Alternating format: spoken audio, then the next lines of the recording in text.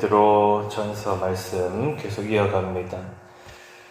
신약 성경의 대부분의, 사실 거의 모든 신약 성경의 기록 목적 중에 하나는요, 성도들을 위로함에 있습니다. 물론 어떤 교회의 상황에 따라서 조금씩 주제가 다르기는 합니다만, 그래도 모든 신약 성경에 기본적으로 성도들을 위로하고자 하는 목적이 담겨 있다는 것은 그만큼 우리 믿음의 선배들의 삶이 참 어려웠다는 뜻입니다.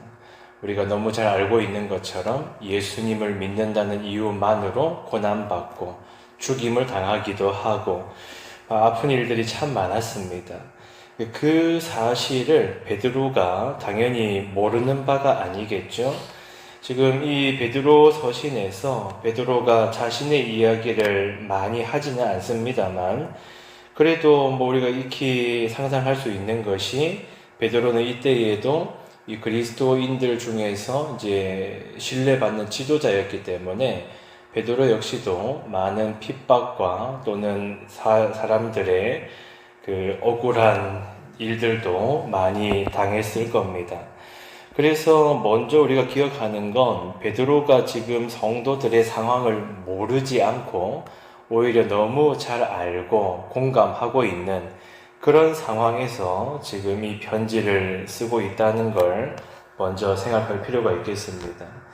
자, 그러니까 이 성도들을 위로하려고 하는데, 이 위로라고 하는 게 아이고 그래 많이 힘들었겠다, 아이고 많이 힘들었겠다 이렇게만 하고 있는 것도 아니고, 그러면 그런 억울한 일들을 겪었으면 너도 한번 갚아줘라, 그 정도는 괜찮다, 그렇게 이야기를 하면 우리의 속이 그래도 좀 시원할 것 같은데 성경은 우리를 그런 길로 인도하지는 않습니다.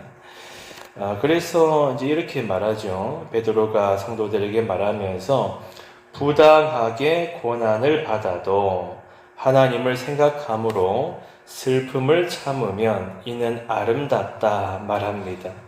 그 말은 뭐냐면 부당한 일이 사실은 너무 많다는 겁니다.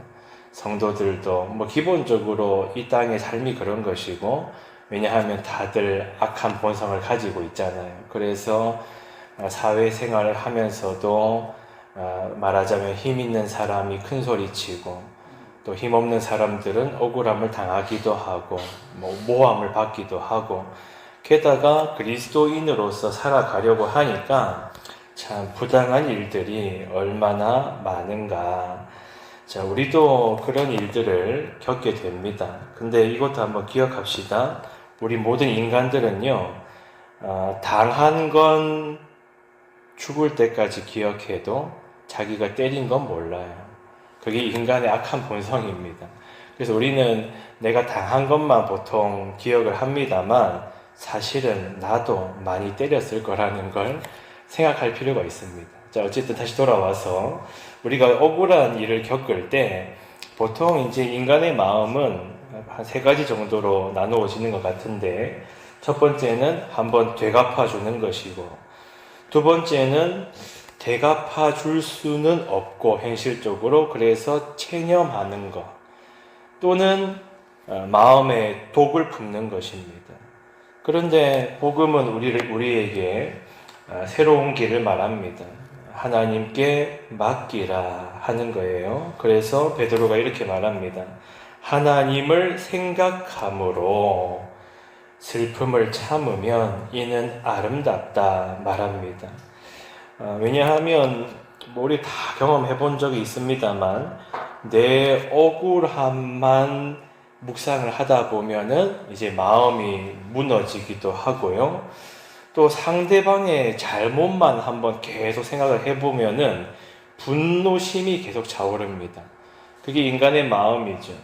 그리고 또 내가 받은 상처만 묵상을 한다면은 내 마음이 딱딱해지는 겁니다. 그런데 베드로가 말하기를 하나님을 생각함으로 참으면 이는 아름다운데, 왜냐하면 하나님께서 알고 계시고 하나님께서 보고 계시고 판단하시고 하나님께서 우리를 버리지 않으신다 하는 마음을 가지고 있기 때문입니다.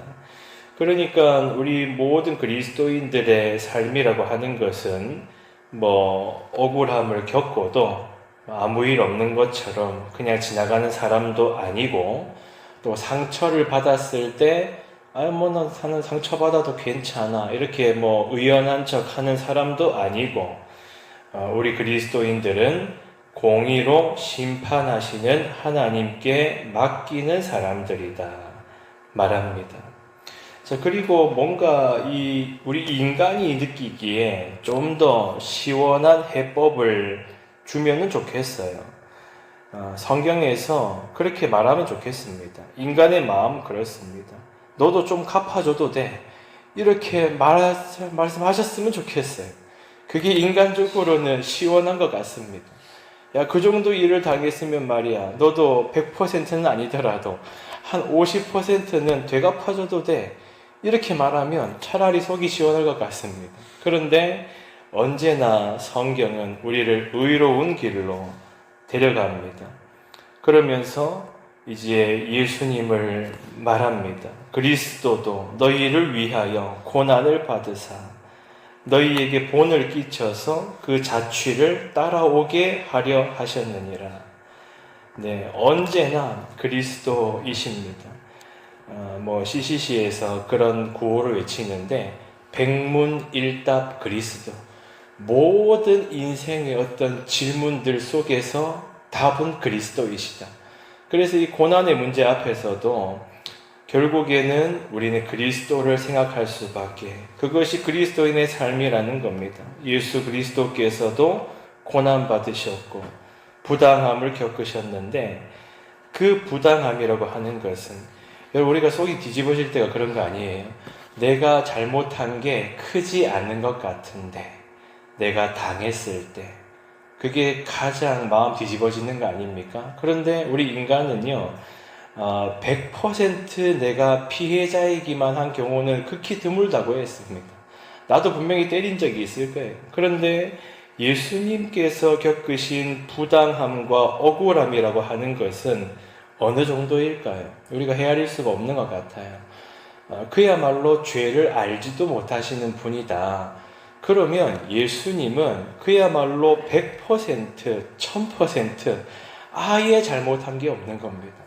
그런데 그 주님께서 고난을 받으시고 부당함을 겪으시고 욕을 먹으시고 조롱당하시고, 그러나 주님께서 맞대어 욕하지 않으시고 위협하지도 않으시고, 너 한번 지금 그렇게 한단 말이지, 내가 지금 능력이 없어서 가만히 있는 게 아니야. 그런데 한번 두고 보자. 이렇게 위협하지도 않으시고, 마치 자신은 아무런 능력이 없는 것처럼 그 풍랑을 말씀 한마디로도 잠재우실 수 있는 분이 그 넘치는 능력을 자신을 위해서는 사용하지 않으시고 친히 나무에 달려 그 몸으로 우리의 죄를 담당하셨다 말씀을 합니다. 자, 그래서 우리가 예수님을 생각하면서 고난도 참고 견디고 하나님께 맡기는 것인데, 그렇다고 우리 스스로를 자책하지는 맙시다. 나도 예수님처럼 참아야 하는데 나는 왜 이렇게 못 참을 때가 많을까? 나는 왜 이거밖에 안 될까? 그렇게 너무 자책하지는 맙시다. 왜냐하면 예수님께서 우리를 모두 아시고 붙드신다 말합니다. 그래서 마지막 절에서 이렇게 말합니다. 25절을 같이 한번 읽어볼까요? 시작. 너희가 전에는 양과 같이 길을 잃었더니 이제는 너희 영혼의 목자와 감독 되신 이에게 돌아왔느니라. 아멘. 자, 너희가 전에는 지금 이 신약 성경을 기록한 많은 사도들은 항상 전에 우리가 어땠는지를 강조합니다. 에베소서를 기록할 때도 너희가 전에는 죽었던 자들이다. 그리고 이 베드로 역시도 너희가 전에는 양과 같이 길을 잃었던 자들이다. 그 말은 목자가 없는 양들과 같았기 때문에 이리저리 방황하고, 이런 일을 만나면 또 혼비백산하고, 저 가시를 만나면 또 혼비백산하고, 그렇게 이리저리 갈 길을 모르고 방황할 수밖에 없었던 그 양과 같은, 목적 없는 양과 같은 그런 존재였으나, 이제는 너희 영혼의 목자와 감독 되신 이에게 돌아왔다. 이제는 우리를 다스리시는 분 안으로 들어왔다는 겁니다. 우리의 마음도 다스리시고 우리의 삶도 인도하시고, 그래서 우리의 감독 되신다라고 하는 것이 그냥 너희들 얼마나 잘하나 한번 살펴보자, 내가 감독처럼 지켜보고 있다가 넘어지면 한번 혼을 내가지고 바로 잡겠다, 이런 감독이 아니라 우리를 돌보시면서 살피시고 인도하시는 우리 영혼의 목자이시다. 우리 영혼을 방치하지 않으시는, 우리의 마음을 다스리시는 그 하나님께로 돌아왔느니라. 우리는 그런 존재라는 겁니다. 그래서 여러분, 삶을 한번 돌아보실 때에 억울한 일들이 있으실 겁니다. 뭐 직장에서든, 뭐 마을에서든, 뭐 가정에서든, 교회 공동체 안에서든 억울한 일들 때로 있을 거예요. 그러나 그 마음을 또 주께 아뢰십시다. 주께 맡기십시다. 주님께서 우리의 마음을 아십니다. 그래서 이렇게 기도하는 겁니다. 하나님, 제 마음에 한번 다 되갚아주고 싶은 그런 마음이 있습니다. 그러나 믿음으로 걷게 해주십시오. 상처를 붙들지 않게 해주십시오. 영혼이 딱딱하게 굳어지지 않게 도와주십시오. 이렇게 하나님 앞에 간구하시고 아뢰실 때, 지난 주일에 살폈던 한나의 마음을 주님께서 만지셨던 것처럼 우리의 마음도 만지시고 주님의 사랑으로 채우시는 그 성령 충만함을 허락하실 줄로 믿습니다. 오늘 하루가 복된 날이 되시기를 축원합니다. 통성으로 주여 한번 기도하겠습니다. 주여, 아버지 하나님,